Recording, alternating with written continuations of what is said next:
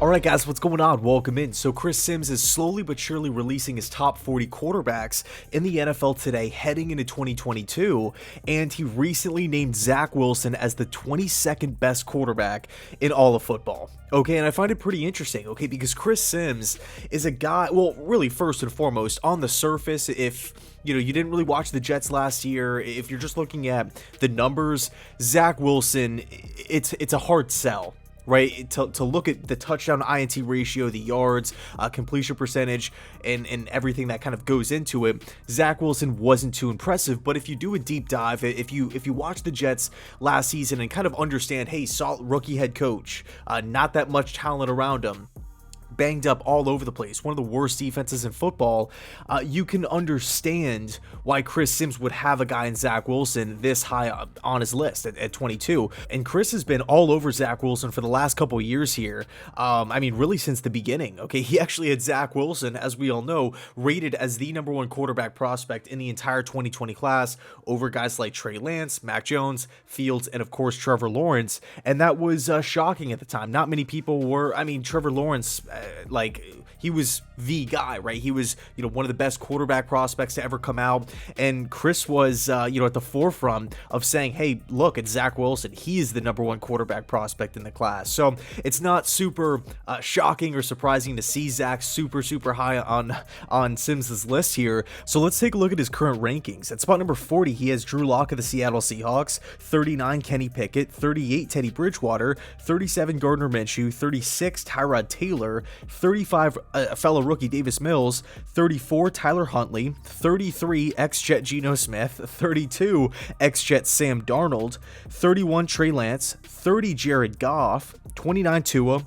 28 Marcus Mariota, 27 Mitchell Trubisky, 26 Jameis Winston. I think for me, Jameis Winston's rated a little too low here, but moving on to 25, Jalen Hurts, then Trevor Lawrence, Justin Fields, Zach Wilson at 22, and then Daniel Jones at spot number 21. And of course, the rest of this list is slowly but surely going to be coming out over time. But what was the reasoning behind Chris ranking Wilson at spot number 22? What were the points that he made? I think the first thing that really I just really thought it was a cool thing to say, because we don't really hear a lot of people saying this.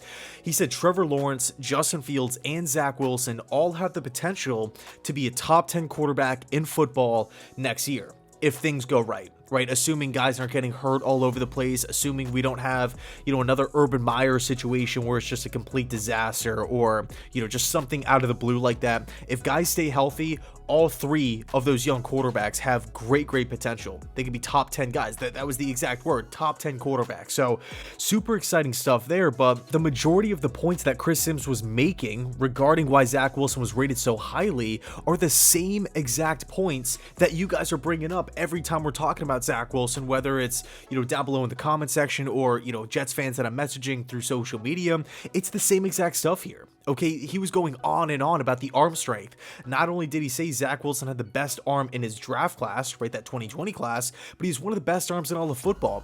That's something that Jets fans know through and through. In fact, one of Zach Wilson's biggest traits coming out of BYU was the arm strength. Just the ability to uncork him down the field. 50, 60 yards, no problem at all. Being able to throw off platform, different arm slots, on the run, in the pocket, throwing to the, inside, to the outside, the velocity on the football, everything like that, right? Zach Wilson has the arm strength. He also mentioned mobility as another major plus. A couple of other points that he made: the Jets had the worst defense in all of football, right? Horrible against the run, horrible against the pass. They just couldn't get off the field, allowed tons of yards, tons of touchdowns, tons of points. It was just a bad situation on defense. That was something that Zach Wilson had to endure throughout the course of the season. He mentioned injuries, the Jets just getting hit so hard with the injury bug, star players going down like Marcus May, Carl Lawson, Corey Davis, depth guys as well, Vinny Curry, LaMarcus Joyner. The Jets, as we all know,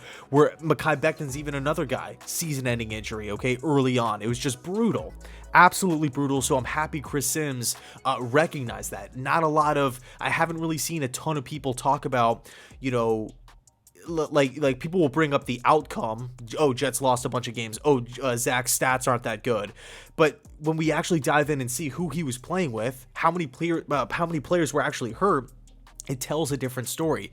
So again, I'm glad Simms brought that up. Another point that he made, the Jets overall just didn't have a lot of talent at wide receiver. Yeah, Berrios really popped onto the scene and Corey Davis was brought over, but he was only there for a handful of games.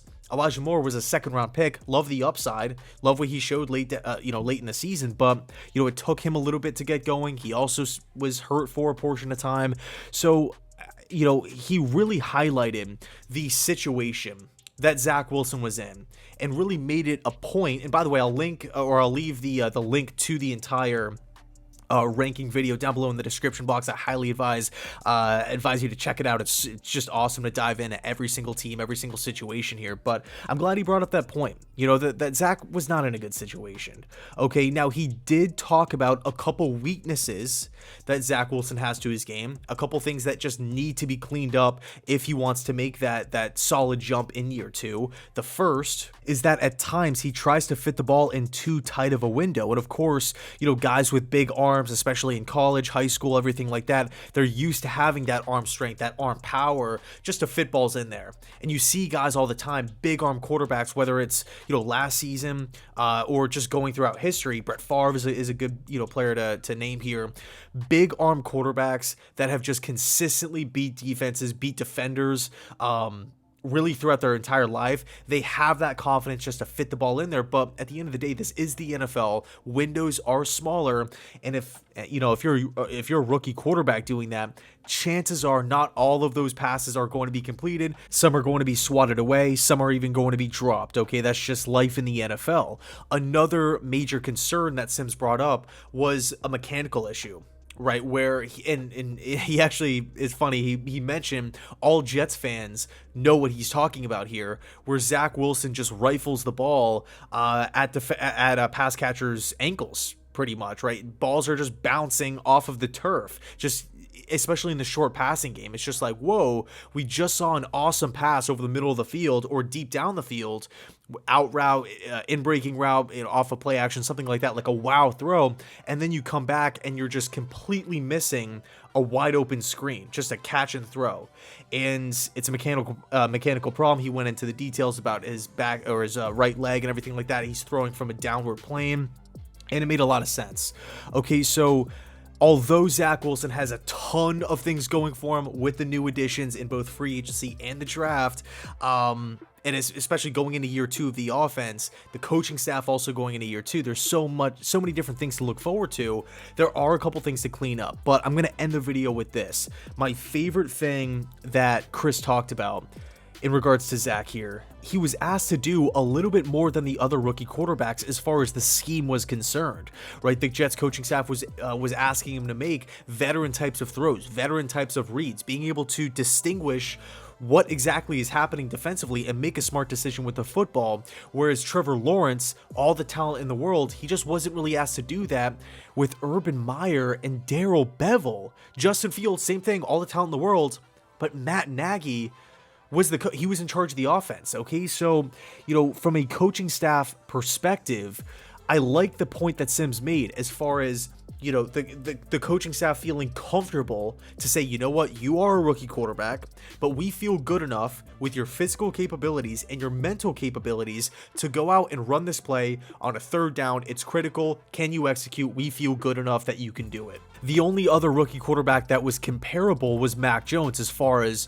workload and responsibilities on his plate, being able to run an offense. And I think both Mac Jones and Zach Wilson are going to have a extremely bright future, and I cannot wait to see how not only just Wilson and Mac, but guys like Lawrence and Davis Mills, Trey Lance as well, Justin Fields, how the entire 2020 quarterback draft class moves forward, right? Who takes a step forward? Who takes a step back? What are the teams that really fill the rosters with talent? What are the teams that don't really help out the young quarterback moving on?